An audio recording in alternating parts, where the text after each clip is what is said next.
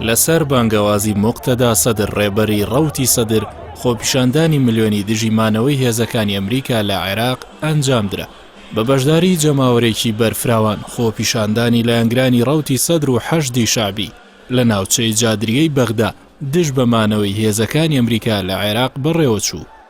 خۆپیشاندەران لە خۆپیشاندانەکەدا چەندین دروشمیان دژ بەمانەوەی هێزەکانی ئەمریکا لە عێراق بەرز کردەوە. داوایان کرد عێراق بەجێ بهێڵن. خۆپیشاندانی ملیۆنی دژی هێزەکانی ئەمریکا لە ناوچەیەکی جیاواز لە خۆپیشاندانەکانی دژ بە حکومەتی عێراق ئەنجامدران. لەگەڵ بەڕێوەچوونی خۆپیشاندانەکە هێزە ئەمنیەکانی عێراق ڕێوشوێنی ئەمنی توندیان لە ناوچەی جادریەی بەغدا گرتە بەر.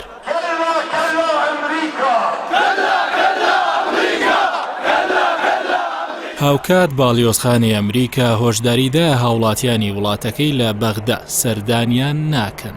لە ڕاگەاندراوێکدا باڵیۆزخانەی ئەمریکا ڕایگەیاندووە کاروباری گشتیان وەستاندووە هاوڵاتیان بۆ پێدانی ڤیزا و نوێکردنەوەی پاسپۆرت دەتوانن سەردانی کنسوڵخانەی ئەمریکا لە هەولێر بکەن. موقتەدا سەدر ڕێبەری ڕەوتی سەدر لە پەیامێکدا بەهۆی بەڕێوەچوونی خۆپیشاندانی ملیۆنی ئاماژە بەوە دەکات هەموو ڕێگایەکی ئاشتیخوازانە بۆ دەرکردنی هێزەکانی ئەمریکا لە عێراق دەگرنە بەر. سەدر لە پەیامەکەیدا دەڵێت دەبێت سەرجەم بن کە سەربازیەکان و کۆمپانیا ئەمنیەکانی ئەمریکا لە عێراق بچنە دەرەوە و ڕێکەوتنامەی ئەمنی عێراق و ئەمریکا هەڵبوەشێتەوە و ئاسمانی عێراقیش بەڕووی هێزەکانی ئەمریکادا دابخرێت.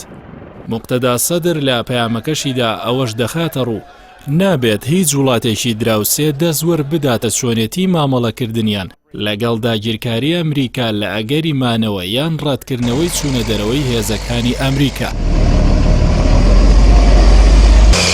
لەلایەکی ترەوە هادی عامری سەرۆکی هاوپەیمانی فەتح ڕایگەیاند گەلی عێراق لە خۆپیشاندانی ملیۆنی قسەی خۆی لەبارەی دەرکردنی هێزەکانی ئەمریکا کرد و پێویستە ئیدارەی ئەمریکا ڕێز لە ئیرادەی گەل بگرێت.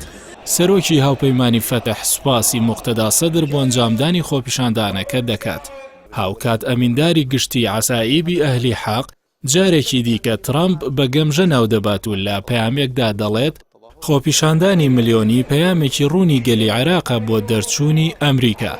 قەیس خەزعەلی سوپاسی خۆپیشاندەران و موقتەدا سەدر بۆ ئەنجامدانی خۆپیشاندانی ملیۆنی دژی هێزەکانی ئەمریکا دەکات.